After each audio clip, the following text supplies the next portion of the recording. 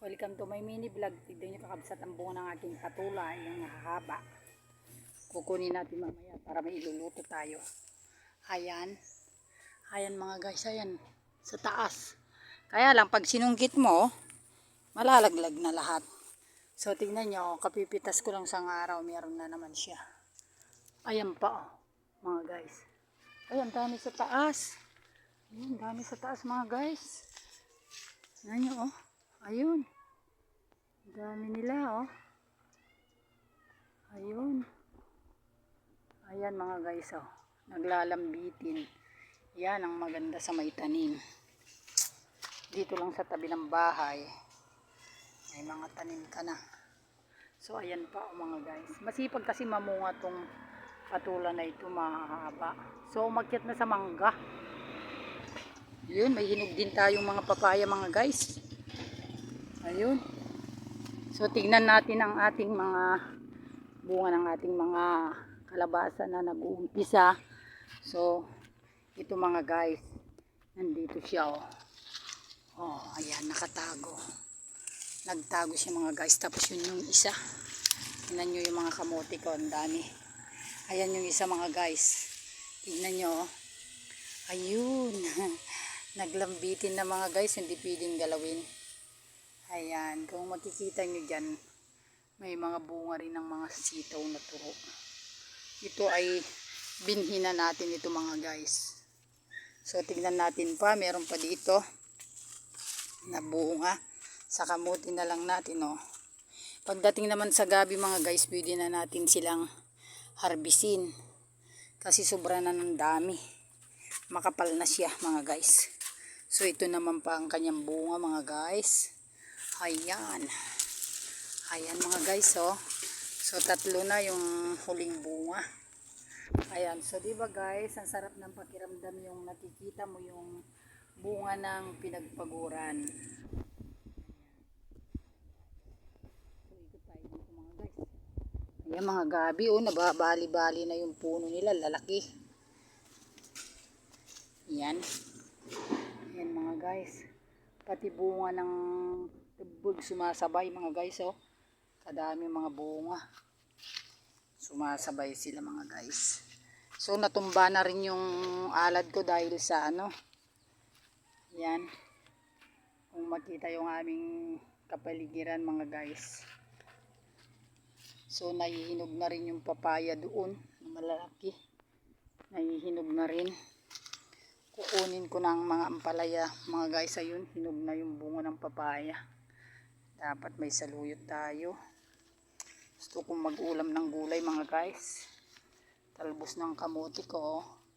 Makita nyo po yung naglalambitin na bunga ng kalabasa. Tapos yung isa nasa mangga. Yung isa nasa bayabas. Ayun po yung mga bunga ng sitaw na pangbinhi. Kaya lang umakyat na sa duhat mga guys. Tsaka itong ano, kailangan na alisin na rin yung gabi na iba. Ang kapal mga guys oh. So makurari tayo makukuhang gulay mamaya, so magluto tayo ng buro. Ito mga pagdating naman sa kamuti mga guys, putol-putulin lang ito, itanim na naman. Yan po ang kinagandahan, kaya yung mga ibang mga tao, ang ginagawa nila mga guys, nagnakaw sila ng mga kamote, dun sa kabilang tanim namin dun sa dulo. Pinaghuhukay nila pati papaya. Sinira nila mga guys. Pinagtatagapan nila kung may galit yata yung ano. May galit yata yung tao kasi tinagataga galit o inggit. Pinagtataga po yung mga ano. O dito po ba dito lang sa gilid mga guys. Marami na akong nakukuhang gulay-gulay. So makikita yung ang aming paligid.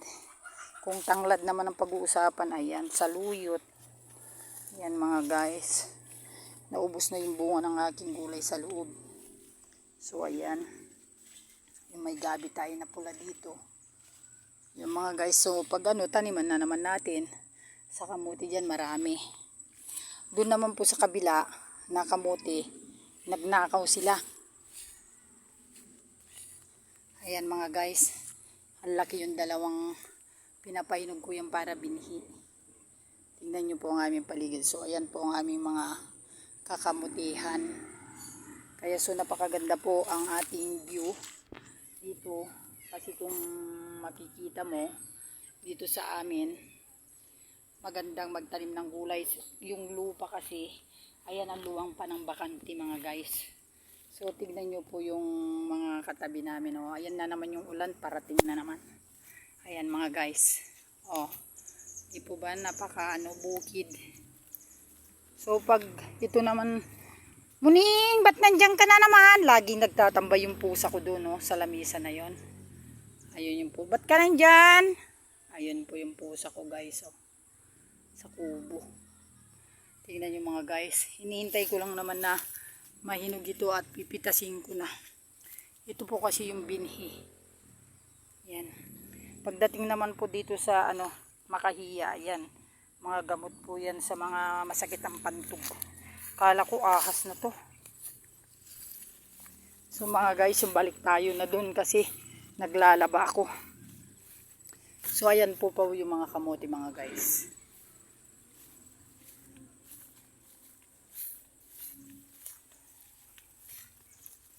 Ang daming talbos. Mga guys, so ayan. So, salamat po sa inyong panonood mga kamami. Like nyo naman ako yung share. Sa susunod, magbunot na naman ako ng kamote dahil dito lang naman sa tabi ng bahay. Thank you po sa inyong panonood. God bless you all.